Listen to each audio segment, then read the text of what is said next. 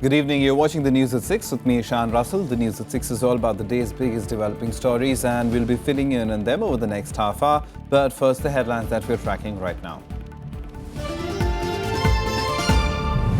The Union Cabinet clears the 7th Pay Commission recommendations. Finance Minister Arun Jaitley congratulates 47 lakh central government employees and 52 lakh pensioners on historic pay hike.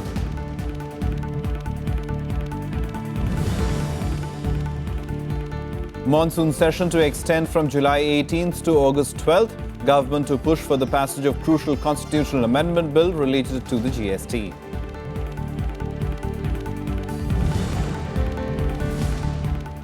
RBI says bad loans are crippling the banking sector. Top 100 loan defaulters accounting for 22.3% of such loans.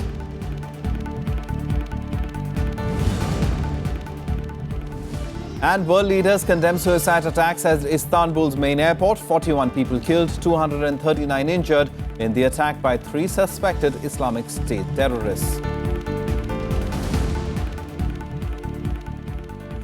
Our top story this evening, the Union Cabinet today approved the 7th Pay Commission recommendations. The decision will raise salaries and allowances by at least 23.5%, all built around a 14.2% hike in basic pay.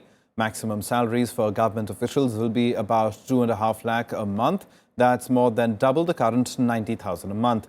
The move will impact nearly 50 lakh employees and 58 lakh pensioners. The changes will be effective retrospectively from the 1st of January this year. The hike, however, is said to be the lowest in the last 70 years and is expected to cost the taxpayer an additional 1 lakh crore rupees annually. बड़े पैमाने पर बदलाव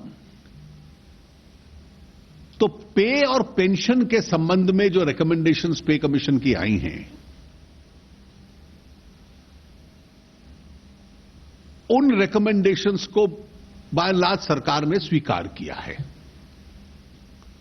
और वो recommendation 1 जनवरी 2016 से लागू होंगी. They will be implemented with effect from 1 January 2016 and the arrears, since we are towards the end of June, would also be paid in this year. This pay commission covers 47 lakh central government employees and 53 lakh pensioners. The monsoon session of Parliament is likely to begin from the 18th of next month. The government has recommended the dates for the session to the President. Monsoon सत्र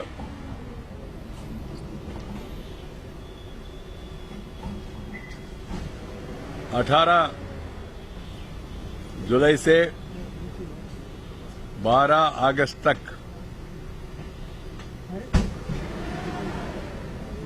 18 जुलाई को बुलाने के लिए तैयार किया है और ये सेशन 12 अगस्त तक चलने का संभावना है. वही बहुत जरूरत है तो इधर 2-3 दिन आगे भी कर सकते और कम भी कर सकते. The Cabinet Committee on Parliamentary Affairs has recommended these dates for the monsoon session. The session, which is likely to have 20 working days, will see the government pushing for the passage of the crucial constitutional amendment bill related to GST.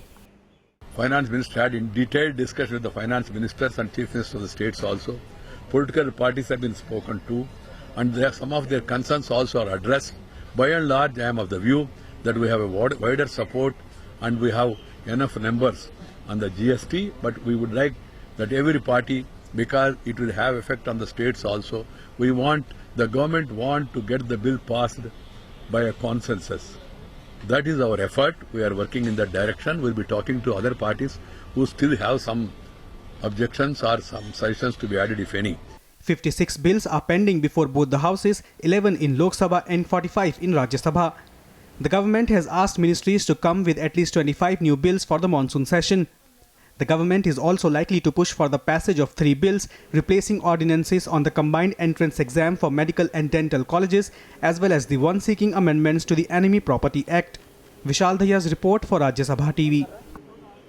The gross bad loans held by banks could touch 8.5% of the total assets next year. What's more, 86% of such loans are taken by large borrowers. The RBI, however, says India's financial system is stable, although it admits that the banking sector is facing significant challenges. Bad loans are crippling the banking sector. The RBI's Financial Stability Report says that from 5.1% in September 2015, gross bad loans of banks jumped to 7.6% in March 2016 and could touch 8.5% by 2017. If there is a drought, then definitely the income, the resources which an industry or a businessman can generate for repayment of the loan and the interest which he is supposed to do when he is committed to take and make back the payment to the bank is in difficulty.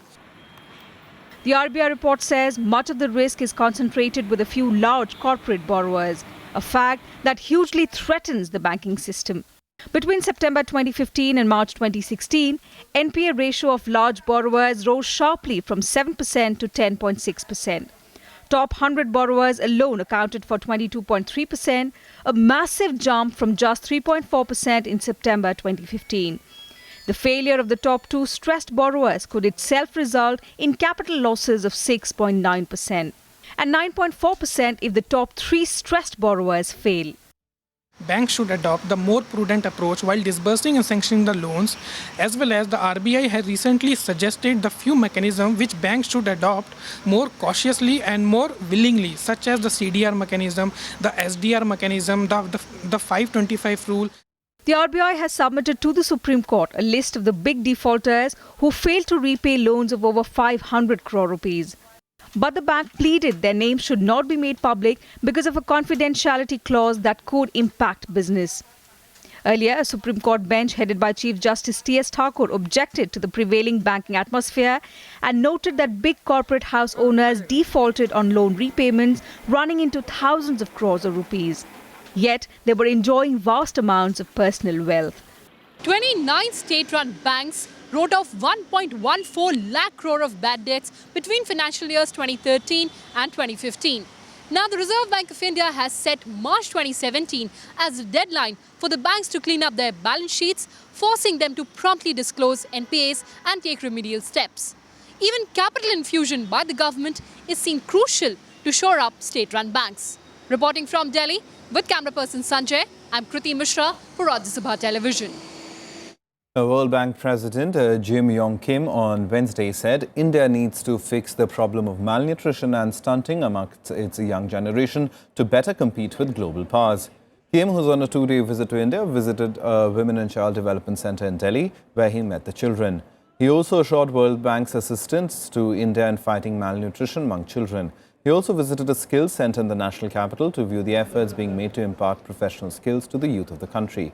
During his visit, Kim will explore knowledge and financing opportunities, as well as understand India's efforts on renewable energy and nutrition.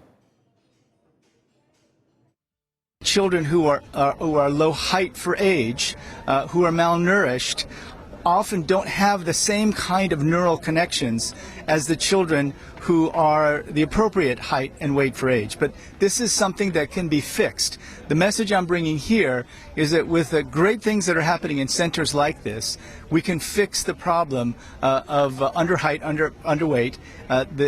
The word that is used is stunting, but we can fix this problem here in India, and then India will be prepared to compete with any country in the world.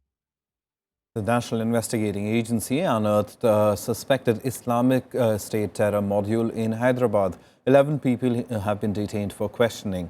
The arrested people are being accused of being Islamic State sympathizers. Investigators claimed that they were planning to carry out strikes and planning to incite riots across the country.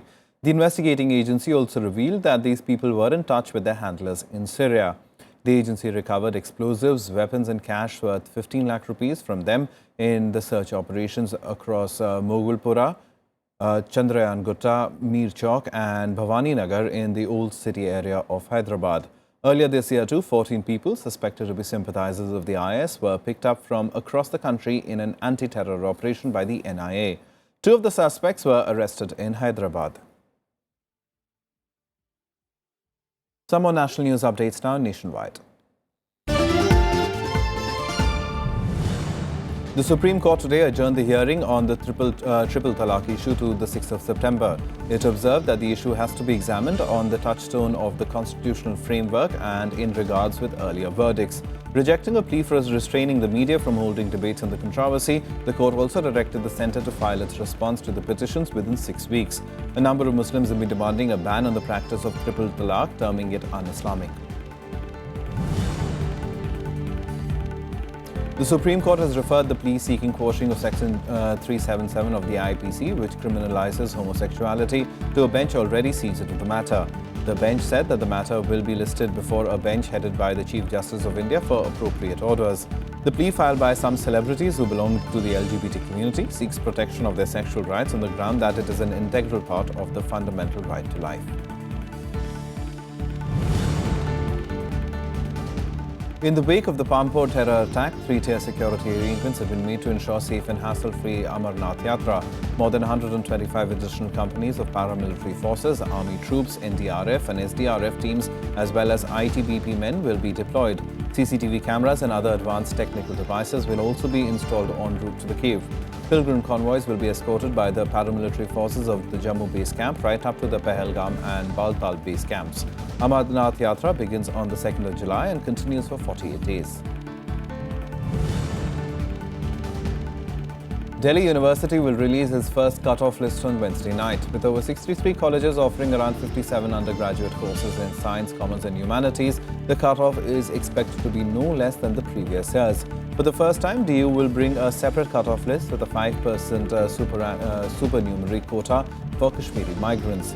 The admission process for this year is online and the colleges will have to admit all students who meet the announced cut-off criteria. There will not be any first-come, first-served policy. The university will announce 5 cut-off lists this year. Actor Salman Khan has replied to the notice issued by the National Commission for Women but reportedly stayed unapologetic for his controversial comment. At an interaction with the media for the promotion of his upcoming film Sultan, Khan had compared his physical exhaustion on the sets to feeling like a raped woman. The Commission had given him 7 days to apologize for the comment that sparked a huge debate. Time for us to take a short break. Lots more on the other side. Do stay tuned.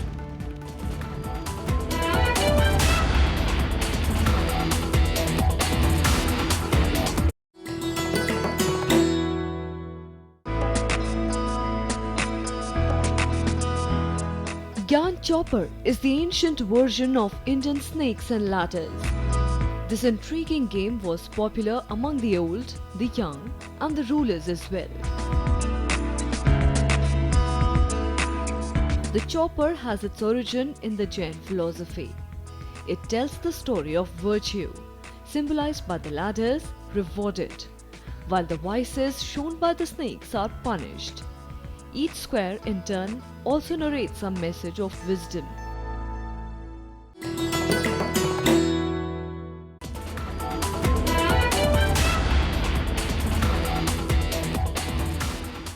Welcome back. Here watching the news at 6. Some international news now, and 41 people were killed and 239 injured in the worst attack in Turkey's capital city, Istanbul.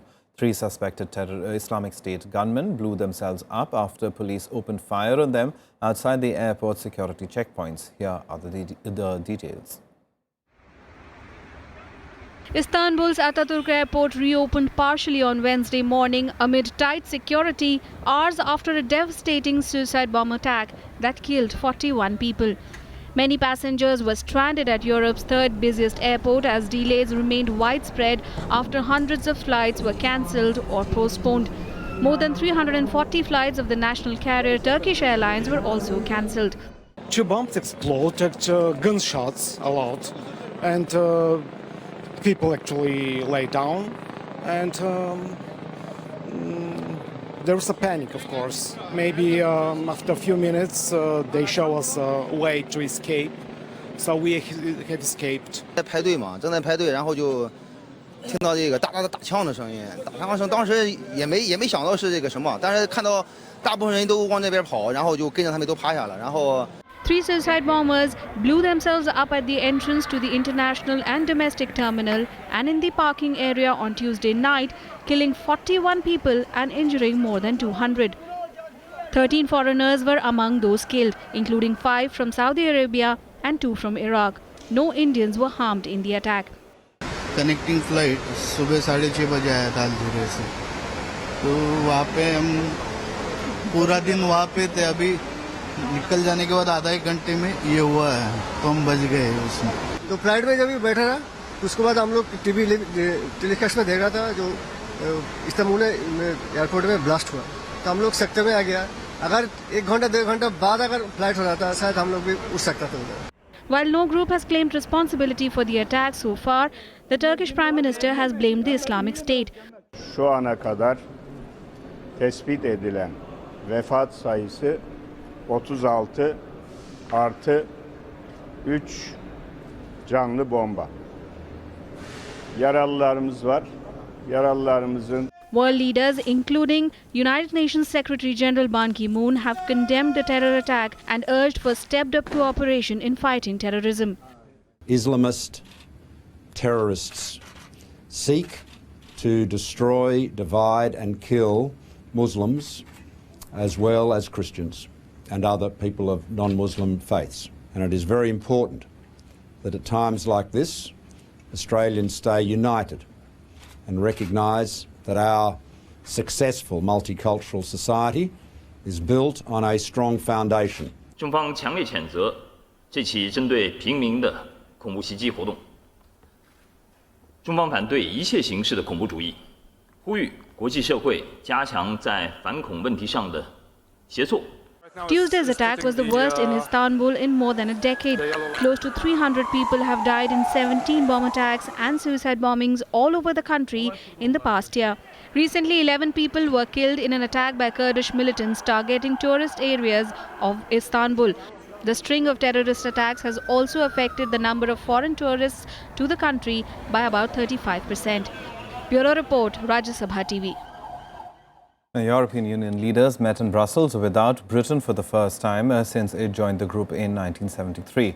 On the second day of the Brexit-dominated summit, the 27 members discussed plans for the UK's likely exit and the way forward for the Union. As Europe attempts to pick up the pieces after the Brexit vote, European Union leaders met in Brussels on Wednesday. This was the first time they had a meeting without Britain since the country joined the bloc over 40 years ago.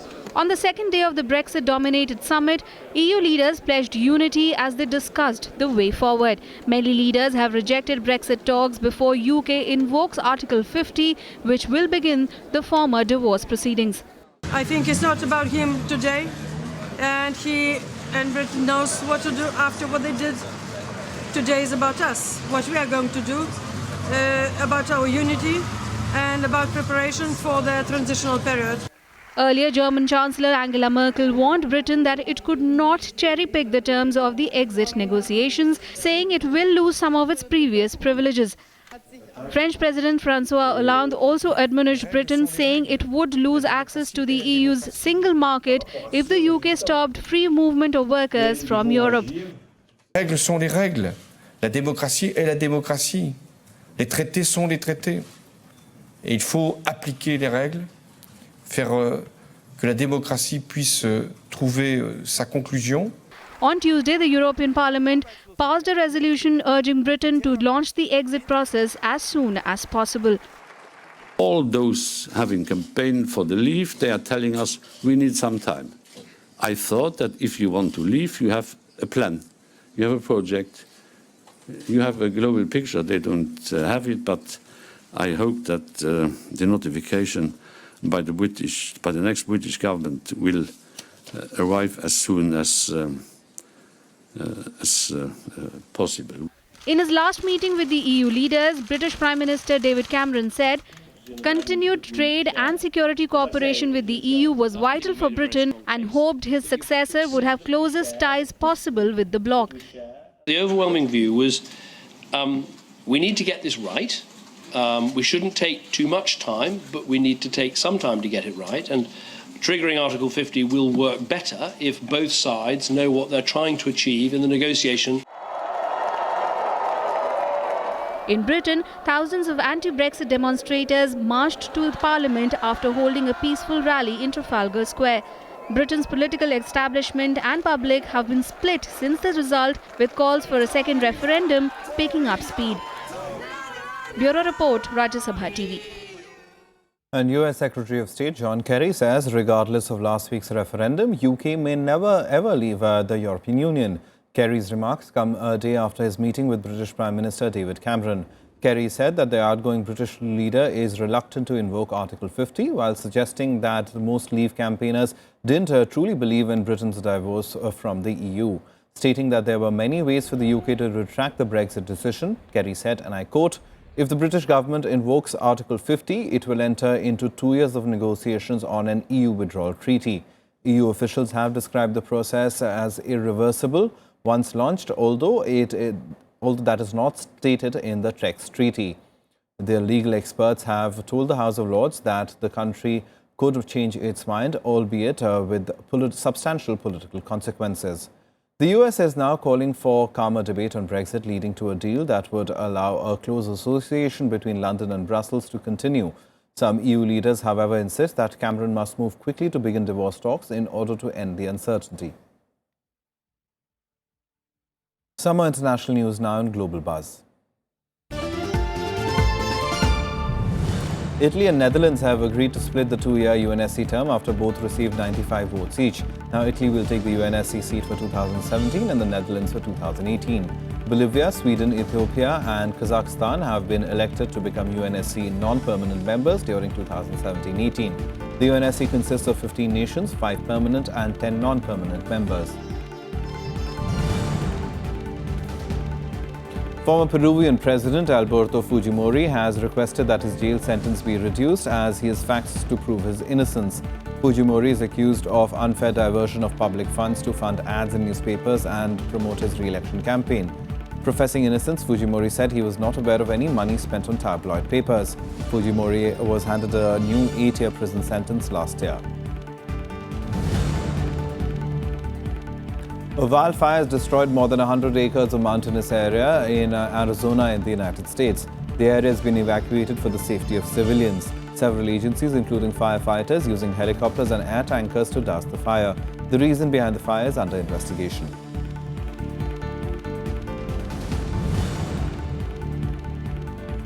Firefighters are battling hard to control a massive wildfire in California that destroyed more than 20 acres in the El Dorado County. The fire crews are depending on air tankers to control the fire, and the area is remote and difficult to access. Some sports now, and former Indian skipper Anil Kumble formally took charge as the head coach of the Indian cricket team on Wednesday, days ahead of the team's 7-week tour to the West Indies. Interacting with the team being led by Virat Kohli, Kumble urged the players to inculcate self-belief and develop themselves as leaders. He said he was confident that the team would do well during the upcoming tour, where they play a 4-test series. As the training camp for the Indian cricket team's West Indies tour began in Bengaluru on Wednesday, the newly appointed head coach of the team, Anil Kumble, interacted with his team for the first time since taking charge. Leading the team into his first assignment to a 7-week tour of the Caribbean, Kumble urged his players to always show fighting spirit. I'd like to observe and try and see how the team is shaping up. And at this point in time, I thought that with the bowlers, it's the strategy that I can certainly play a part of, and that's something which I'm looking at. Trying to get closer to the bowlers and understanding what their needs are. Win or lose, the fighting spirit will always be there. Kumble also exuded confidence of a good tour of the West Indies, the country where he himself displayed exemplary courage on the field back in 2002, bowling with his face heavily bandaged after a bouncer broke his jaw. The last time that India played, like I mentioned, had a successful series. We won 1-0 in a 3-test match series, and I think Ishant was the man of the series. So there is, experience. He will be the leader, to take the bowling attack. And Virat has already played there. Murli Vijay did well on that series. Amit Mishra has played. So there is experience in this team who have experienced those conditions. Obviously, I have been there before, so I will bring in that as well. The former skipper, however, graciously skirted the appointment row involving him and Ravi Shastri, saying the success of the team depends on the players, not on the coach. It's not about Ravi or Anil or whoever it is. It's not about the head coach. It's about the players. It's about the team. And from my point of view, you know, whether it is Ravi, whether it's me, or whether it's any Indian who's following Indian team, we all want the Indian team to do well.